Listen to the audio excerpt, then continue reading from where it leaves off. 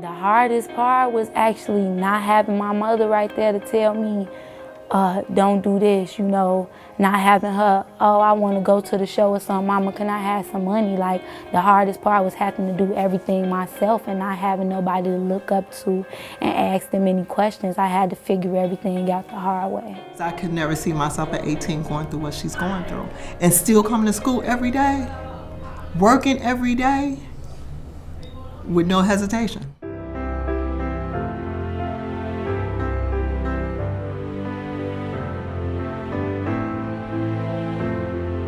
She teaches the girls all the time about being leaders. And she always said, you have to be a leader, you have to stand up for what you believe in, because if you don't, you'll fall for anything. And I'm like, wow, this is coming from an 18-year-old. My mom passed. No, we didn't live with my dad. He wasn't able to support us financially, so my sister took us. And because I was by myself all the time, I had to do everything for myself. So I built up a wall like, I don't need nobody. When I actually got into the program, I'm like, oh, it's just another program. But I actually started liking it. Like, I really like helping people. I really like letting them know, like, because they really haven't been through what I've been through in life. Missing everybody. Intellectually, I haven't seen my grades, but I know I'm doing good. I never struggled in none of my classes. So I really like the fact that we able to just share each other's feelings and be there for each other. They definitely had an impact. I feel like I'm more positive for the other girls, but at the same time, they're good to be there for me too, for me to express myself and to open up and stuff like that. But yeah, they had an impact on my life, and I'm sure there's more to come, as the session goes on. I wonder where I will be in the future. I hear my mom's voice guiding me. I see my mom's face. I want to be successful. I am strong and determined. I try to stay strong and hold my feelings in. I hope I will succeed. I am strong and determined. I want to go to a 4-year college, so I want to actually have a degree. You gotta have perseverance. Keep going, don't give up, because eventually things gonna get better. The more you go through, the more you know. To be a young lady and going through what she's going through is just amazing, whereas she's teaching us. And I want you to think about all the stuff that we've learned from integrity, accountability, positive anger expression, and self-determination, especially the last one. Ready? 2, 3. There you go. Straighten them out. Straighten your fingers. Paul started with us last year. He needed some help in some areas for sure. Back then, I used to be like the violent type. Having problems at home, not having like people there, to like calm me down or things like that. Personally with him, I do know he has a mother and a sister. He's the older brother at home because his other brother is incarcerated.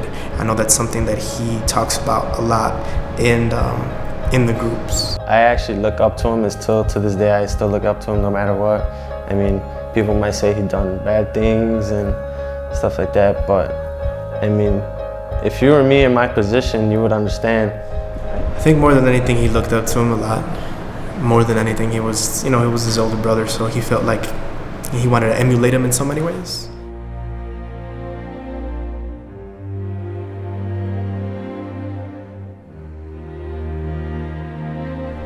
What looks like to me now, Paul has learned from them in a positive way. He hasn't tried to emulate him any longer, as far as the choices that made him, for him to get there. But I do know that he sees him frequently, and I do know that helps a lot, because I'm pretty sure they have. He's had conversations with them and things like that reinforce just the positive decision making. He told me, do good. You don't want to mess up. You don't want to be in my position where I'm at right now. So that actually helped me out a lot too. I mean, it's good to see him, but I just don't want to see him in there. We're exposing them, to this program basically in school. So when they go out of school, they're faced with all the challenges. Just over the break, five of my BAM students had guns pulled out on them. they have the tendency to just try to just brush it off their shoulders as if it's something that happened. It's not a big deal. They try to joke about it at times, but I know in reality, it does affect them a lot, and that's something that we process with a lot in the band program. I mean, I really like going to this group.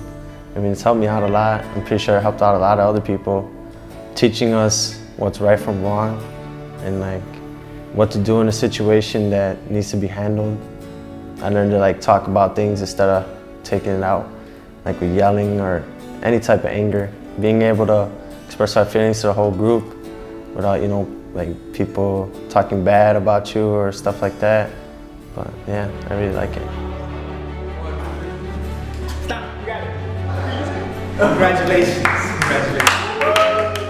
As young men, we're in competition with other young men that are in their neighborhood that are probably telling them things to do that are not positive whatsoever.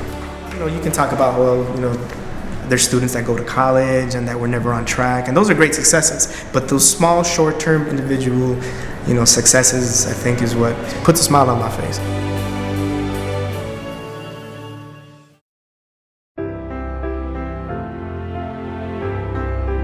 Well, Project Strive actually stands for Strategies to Rejuvenate Values and Interests in Education, which that's a big acronym for we try to do whatever it takes in order for them to cross the stage and be better in their lives. So we do home visits, we do counseling, we do career planning.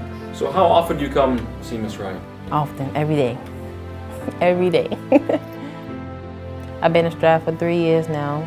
Strive has really changed my life, emotionally, physically. Strive has really helped me and my family and my mom when we have problems and stuff.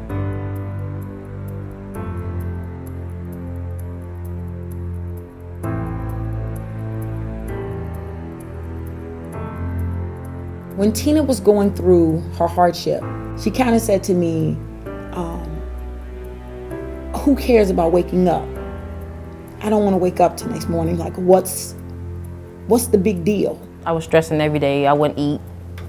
Just thinking about the fact that I don't have a strong support system. I feel like my mom should always be there. She should always be my support system, knowing that I didn't have it.